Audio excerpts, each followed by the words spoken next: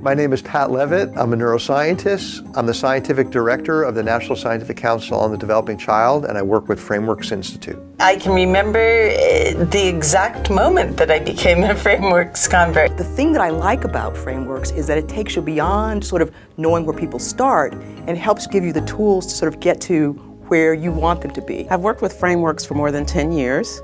I've worked on issues ranging from community building and violence prevention.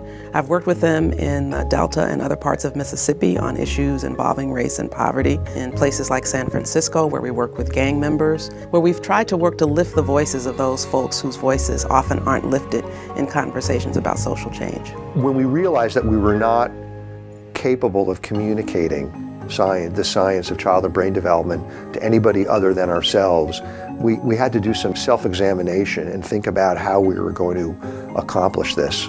Often the best intentions of policymakers and programmers are not fully realized because the science is often inaccessible. I think one of the risks that you run being an expert is that you get very caught up in your own jargon, you get caught up in groupthink, because you tend to surround yourselves with people who understand what you're talking, and you talk in a kind of shorthand. Telling somebody that poverty hurts children doesn't really convince anyone nearly as effectively as telling a compelling story with metaphors about why that happens in a way that's digestible. So what we did was ask Frameworks Institute to work with us on a strategy rather than a traditional campaign. And this strategy would be a long-term strategy that would work consistently over time with professionals in the field to help them truly understand the science, to become fluent with the language of the core story. We find out where people are, and then we think about creative ways of actually moving people's thinking and having them accept new information in a way that allows them to sort of begin to grapple with issues in the same way that experts grapple with them. We've seen a number of impacts of the discussions that these folks have had at the practical level, at the program level, and also at the policy and research level. I've recently done some work with the Alberta Judges Society, and using the Frameworks terminology just helped get across a lot of complicated science in a way that they could actually use it in their everyday practice. Fundamentally, what we are after when it comes to criminal justice reform is a real shift in the way we view people. People who've made mistakes, people who've harmed others, and people who are harmed. And that's a huge shift. And so that's not something that's going to come about with a few catchy messages or a soundbite. We really have to change how the public as a whole approaches this issue. And I got through the talk and I was very proud of myself.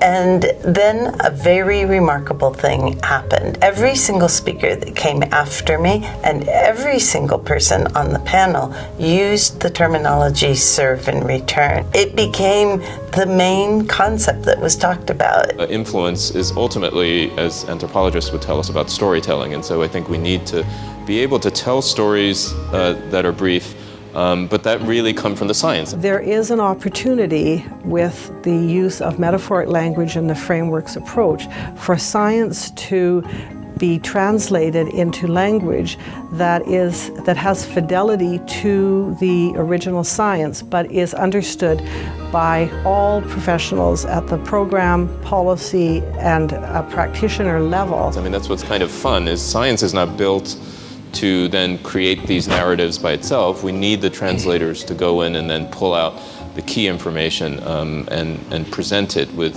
images, with stories that will be compelling.